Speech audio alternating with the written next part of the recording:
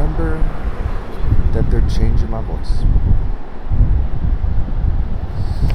Before we get into discipline, I'd like to point out Proverbs 25, verse 25. Like cold water to a weary soul is good news from a distant land. Like a muddied spring or a polluted well are the righteous who give way to the wicked. See, the righteous are not supposed to give way to the wicked. Be righteous. Discipline. Proverbs 3. My son, do not despise the Lord's discipline, and do not resent his rebuke, because the Lord disciplines those he loves, as a father the son he delights in. Blessed are those who find wisdom, those who gain understanding, for she is more profitable than silver and yields better returns than gold. She is more precious than rubies. Nothing you desire can compare with her. Nothing you desire can compare with wisdom.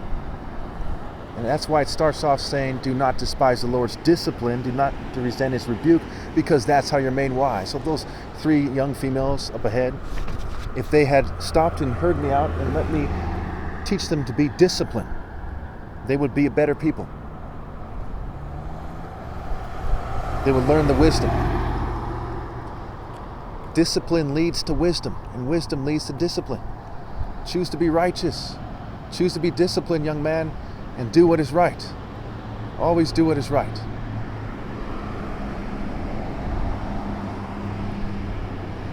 Proverbs 5. You will say, how I hated discipline, how my heart spurned correction.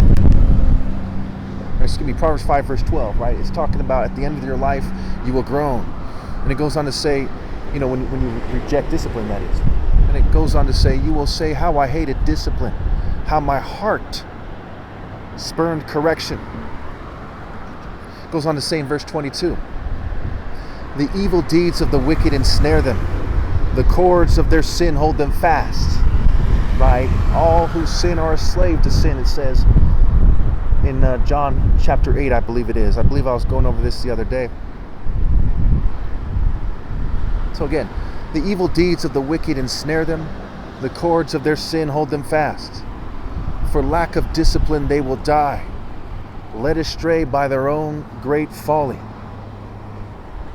For lack of discipline they will spiritually die. They will be in the realm of the dead, like in Proverbs 9, right? The guests of folly, who are pursuing ill-gotten gains, that's key in folly, no matter what it is, right? If you're doing the wrong thing, you're pursuing ill-gotten gains in some shape or form.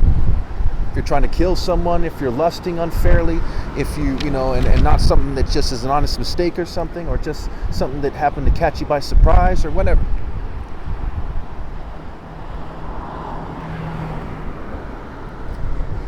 If you're trying to cheat somebody, trying to assault someone, trying to beat them up unfairly, what have you, it's pursuing ill-gotten gains. You're seeking to benefit from that, and that's ill. You're not thinking straight, you're thinking ill.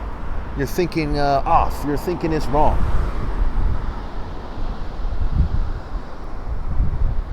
Proverbs 6, verse 9.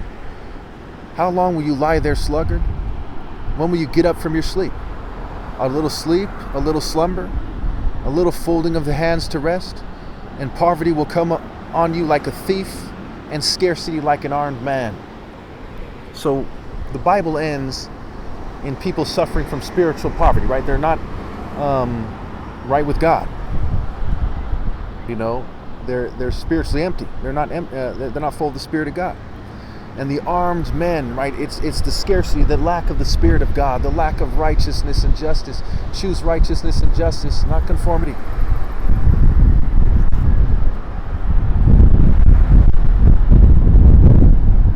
That comes upon them like an armed man, like a bunch of locusts, like the armies, like the demons who were chained up under the great river Euphrates.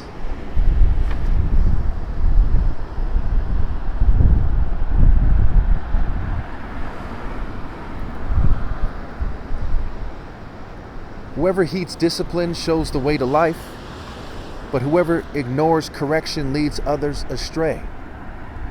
So if you heed discipline, you show the way to life.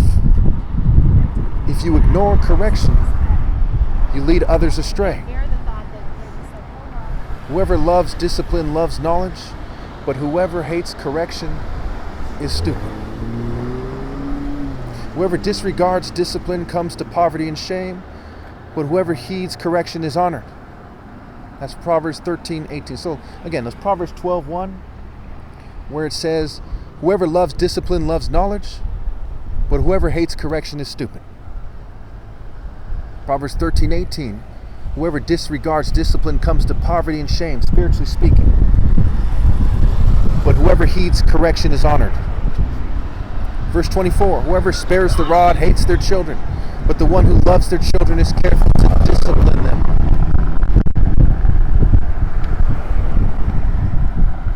Proverbs 15 verse 4, the soothing tongue is a tree of life, but a perverse tongue crushes the spirit.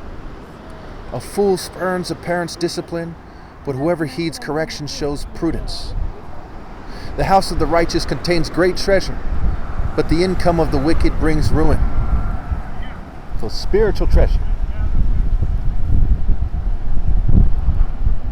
Verse 13, one of my favorite verses in the whole Bible, even though it's very sad. This is Proverbs 15, verse 13. Proverbs 15 is one of my favorite chapters in the Bible. Proverbs 15, verse 13. A happy heart makes the face cheerful, but heartache crushes the spirit. The next verse, the discerning heart seeks knowledge, but the mouth of a fool feeds on folly. All the days of the oppressed are wretched, but the cheerful heart has a continual feast. So it says, have a discerning heart and practice romantic justice. Verse 32, those who disregard discipline despise themselves, but the one who heeds correction gains understanding. It's really windy out here, so let me just wrap it up here.